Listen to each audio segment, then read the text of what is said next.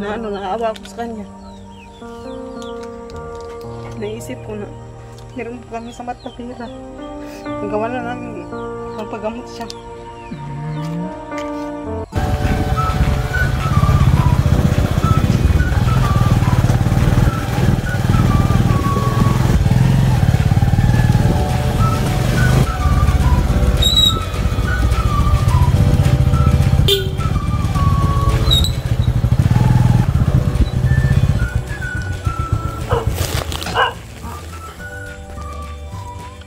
Hello guys! Hello po! Hello! Ayan, magandang umaga po sa ating lahat. Kumusta po kayo? Dito po kami ulit guys para kumustahin po natin ang ating kababayan. Tara! Tao po! Magandang umaga po! Umaga din po. So ayan, dami palang bulaklak dito. Wow! Ito yung maganda sa bahay. No? Opo. Kahit ganito lang, pero napakagandang tingnan guys. Yung bulaklak dito. Ayan, makikita nyo naman. Ayan, makikita nyo naman. Kung gaano kalinis, kung gaano kaganda ang bahay. O, di ba? So, hello po, Nay. Pwede pong pumasok. Tuloy po kayo. Okay. Hello, ate. So, si ate po yung yung hindi nakakalakad. Sige, saan po tayo pwedeng umupo? Dito na lang kasi may mga kulungan dito pala. Diyan na lang ka, Nay. Sige. So, sino yung kasama nyo dito na sa bahay? Yung kuya niya. Kuya niya. Ayun, si kuya. Kuya! Halika muna dito. Ayaw ni ating magpaano. Gusto niya laging nakakarga. Nako. Sige, upo ka dito kuya. Ano pala pangalan ni nanay? Maylin. Ilang taon na po kayo pala na? Mag-29. 29. Si panganay, ano pangalan? Justin. Justin, ilang taon ka na? Pila na imong edad? 9. Ayun si ate. Ayaw magpa gusto niya lagi nakakarga lang. Hindi upo si nanay. Si ate na, ano pangalan? Jamaila. Ilang taon na po pala siya? Mag-5 taon na ngayon. July 19. Mag-5 taon na. Kumusta pala yung Tatayo na lang tayo kasi si ate ayaw niya makaupo. Kumusta yung kondisyon niya, Nay? Kuan ka nang wala po siyang hydro. wala. Bakit medyo yung noon niya medyo malaki?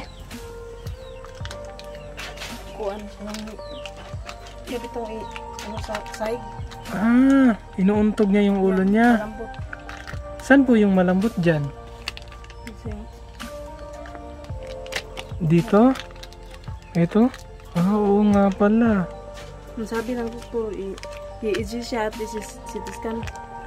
Oo, kasi kailangan kasi delikado po yung ulo pag inuuntog. Wala kami sapat na pira ito siya. Tingnan doktor. Kumusta po siya? Kailan po nagsimula yung sakit niya? 5 months pa lang siya. 5 months old siya. Ano po pala yung final diagnose niya? Seizure disorder ang nagsi-seizure din siya. So may maintenance siya na phenobarbital. 2 times a day. 2 times a day. Pinitin, wala. Phenobarb lang. Phenobarb lang. Sige, try daw lingkod na masagot na siya. Ayun. Ate, dito ka kuya. Tabi ka kay mama. Ate.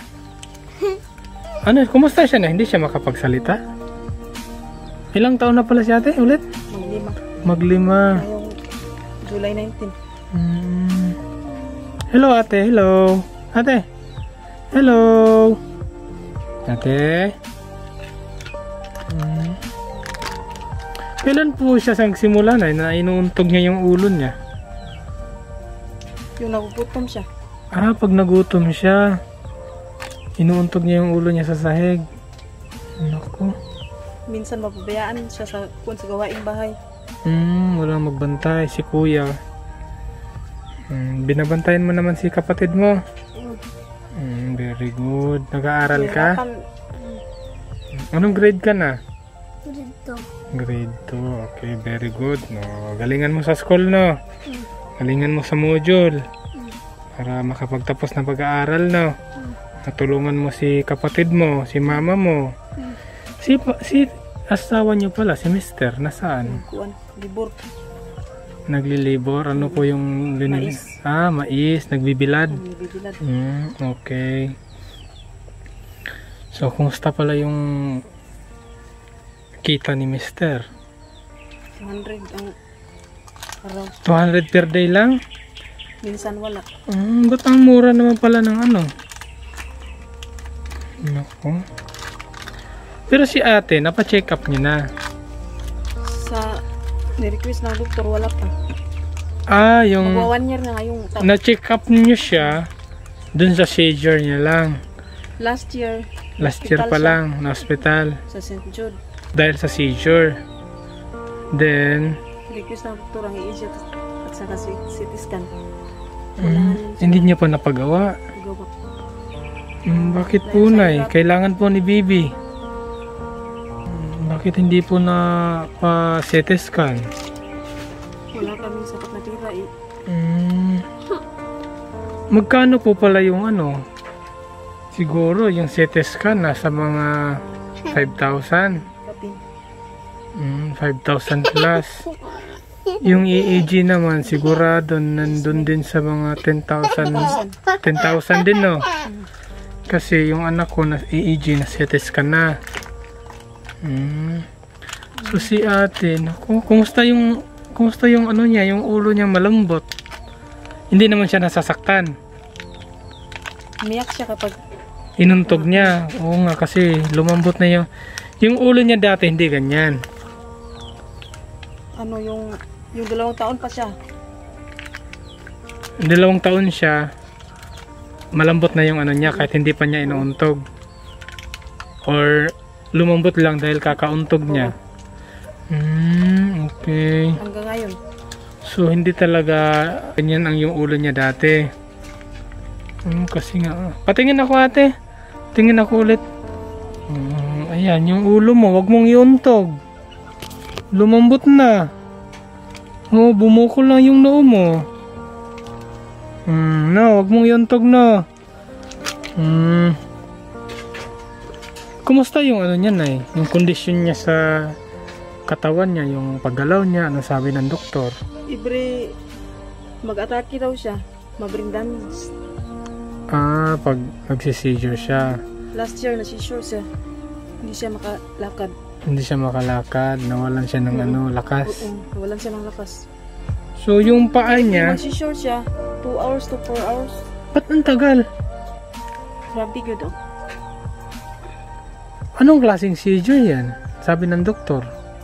Mas daw, mas lala. Kaya ibang klase daw yung ano niya, sakit. Oo nga, kasi si Vincent, yung anak ko, nagsi-seizure siya, pero seconds lang, 10 seconds, pinaka mataas na yung mga 20 or ganyan. Hindi po aabot ng 1 minuto yung seizure ng anak ko, pero si ate ba't Sabi umabot? ng doktor, oras mo po energy makuha. Ang dami sa katawan niya. Oo nga, naku si ate. Pero kumusta siya ngayon? Kailan yung last seizure niya? Yung unang araw, Nakarang Lunes. araw? Oo, Lunes? parang, Nag-seizure siya kahit may maintenance siya. So, yung maintenance niya, hindi sabi pa... ng doktor, yung maintenance niya, ano daw pakalma. oo, pakalma nga.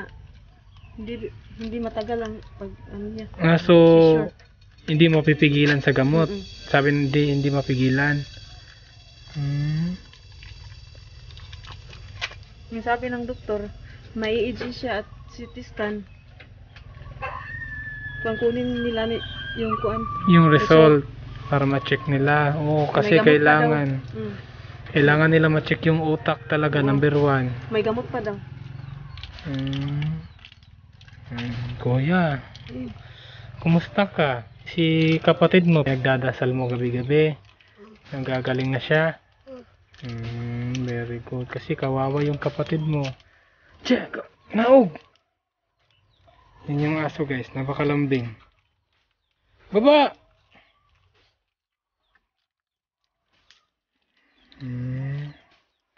Lagi kang magdasal no, para sa kapatid mo. Nanggagaling na siya. So, kailan uuwi si Mr. Nay? Kumamayang hapon pa. Pag nagsisisyo si ate na, ano yung nagagawa mo sa kanya? Naawa ako sa kanya. Naisip ko na, meron po kami sa mata pera. Nagawa na namin, magpagamot siya.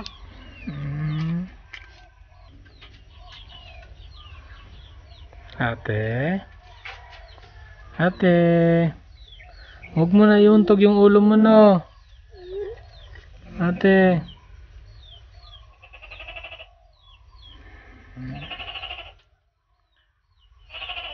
Basta nay, manalangin lang tayo gabi-gabi no, araw-araw, oras-oras.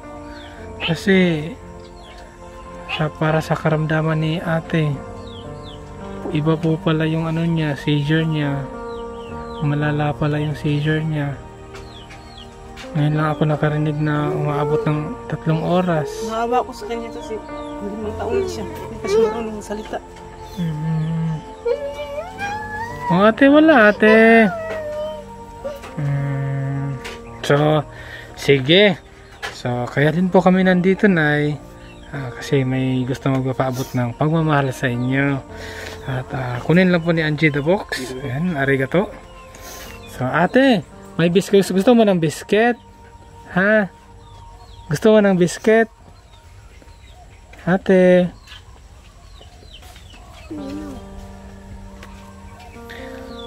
So, yun lang po yung ano na nung request niya, 2 CT scan tsaka EEG.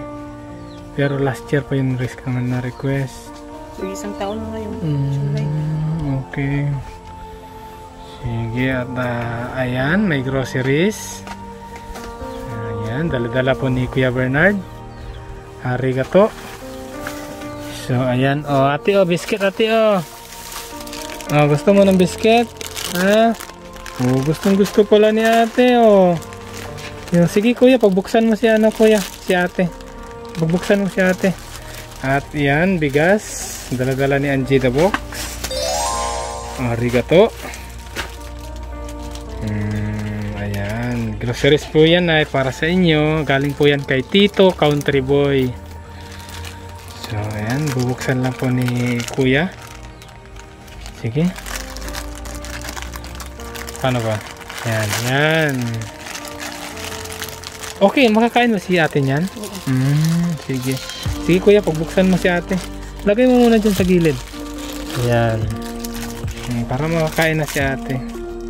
Alam kong gustong gusto ni ate yan. Ayun o. Wow!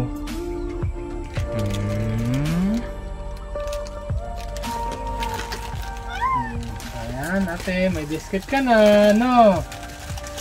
So ito palang groceries na, galing po to kay Tito Country Boy, worth of 2,000 pesos. At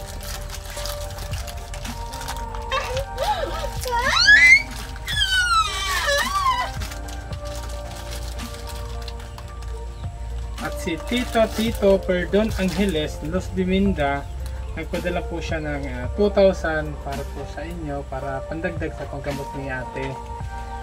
So 2,000. Ayan, galing po yan kay Tita and Tito Perdon Angeles Los Biminda. Sige, at etong nalaglag na. Itabi nyo na lang na para hindi Maraming salamat sa tulong niyo. Hindi ko po inasahan. Hindi ko po nasaan yung binigay niyo na bigas at saka grocery. Maraming salamat po. Laking tulong na po sa amin. Welcome po, Nay.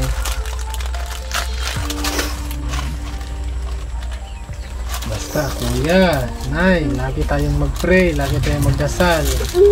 Hingi po tayo ng tulong sa ating Saka Diyos. kay Sir Alvin, kung hindi dahil sa kanya. Wala ito na sa amin. Welcome po, Nay. Welcome po. Maraming salamat po. Welcome po, Nay. So, basta araw-gabi, mag-pray tayo. Hingi tayo ng tulong sa ating Diyos na galingan na si ate sa karamdaman niya, sa sitwasyon niya. Bigyan siya ng lakas. Kasi ang Diyos lang, Nay, ang makakatulong number 1 sa atin, lalo na sa ating karamdaman, sa karamdaman ni ate.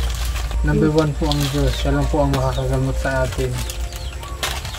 Lagi po akong nagdasal. Sana dumating ang araw.